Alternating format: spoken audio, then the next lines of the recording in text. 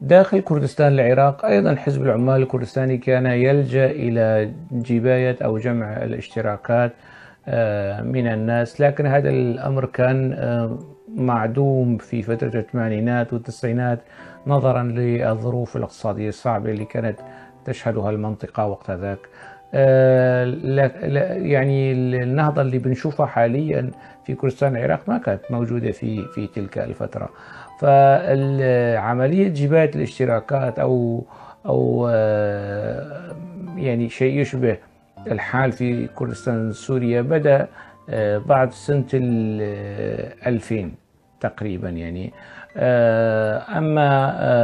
لكن كان هنالك أبواب أخرى، منافذ أخرى لحزب العمال الكردستاني يستفيد منها فيما يتعلق بالحصول على موارد، يعني موارد اقتصادية مهمة.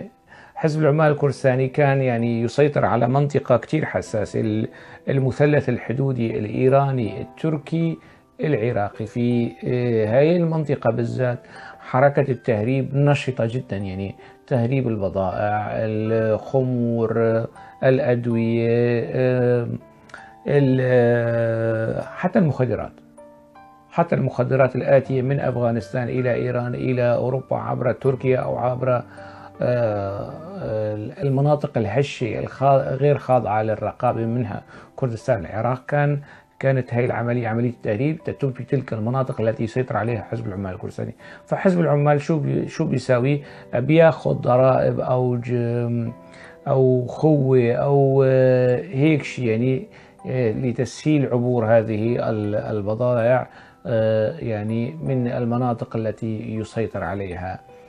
فيما بعد يعني حزب العمال الكردستاني بعد ما صار غريب يعني هذا الموضوع بصراحة، أنه حاليا في كردستان العراق كرد العراق قاتلوا لتثبيت المادة 140 في الدستور العراقي بهدف إعادة كركوك والمناطق المتنازع عليها منها شنغال أو سنجار إلى إقليم كردستان العراق. لكن حزب العمال الكردستاني الآن يقاتل لكي تبقى شنغال ومناطق أخرى غير خاضعة لسلطة كردستان العراق وتبقى خاضعة لسلطة الحزب. وإن تسنى للحزب السيطرة على كركوك وإبعاد كركوك أيضا عن كردستان العراق، ويعني يبقى حارس على مثل ما بيساوي حاليا في مناطق رميلان،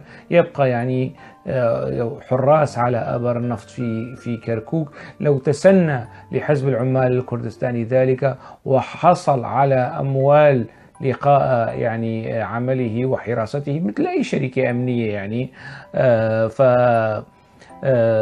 لفعل الحزب ذلك. لكن حتى الآن يعني الظروف لم تهيئ له أنه يسيطر على الكركوك، وهو الحزب ينسق حاليا مع تيار لاهور شيخ جنجي وبافل طالباني المتورطين في تسليم كركوك إلى الحشد الشعبي وإلى إيران، مش للحكومة العراقية إنما إلى إيران. الحزب الآن ينسق في هذا الخصوص، وصاير هيك نوع من البزنس السياسي وحتى الاقتصادي بين حزب العمال الكردستاني وبين بعض الأطراف المتنفذة في الاتحاد الوطني الكردستاني، وهذا الموضوع يعني ما عاد خافيا عن أحد.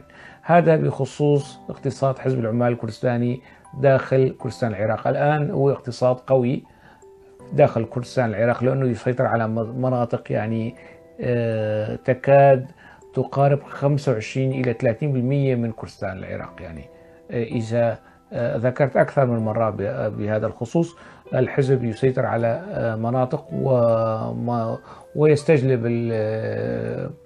المعارك والحروب من تركيا إلى كردستان العراق. ويعني هاي المعارك وإراقة الدماء تساهم في رفض الحزب بالمزيد من الاقتصاد المعنوي والاقتصاد المالي والاقتصاد السياسي وخلط الأوراق في كردستان العراق وفي يعني أجزاء كردستان.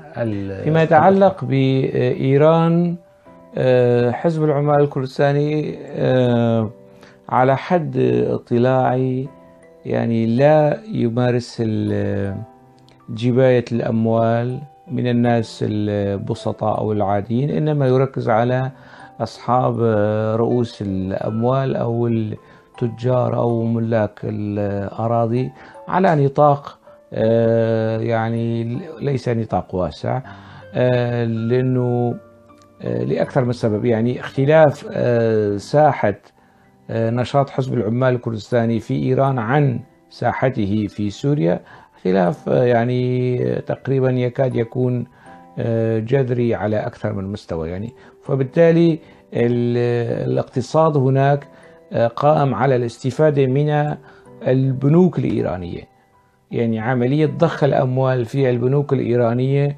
وتحويلها إلى منطقة الخليج، ومن منطقة الخليج إلى أوروبا أو إلى روسيا ومنها إلى أوروبا. ويعني تركيز الأموال في الملاذات الضريبية الآمنة وهي يعني منتشرة في العالم.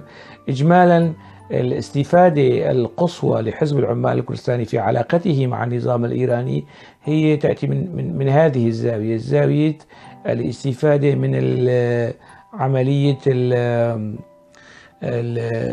البنوك والعملية المصرفية، يعني مسألة إيداع الأموال وتحويلها إلى منصات اقتصادية أخرى أو معابر اقتصادية أو ملاذات اقتصادية أخرى فيما يتعلق يمكن أن القول أنه عملية تبييض أموال يستفيد منها حزب العمال الكردستاني فيما يتعلق بعلاقته مع النظام الإيراني. حتى موضوع آخر، ألقاكم على خير، دمتم في رعاية الله.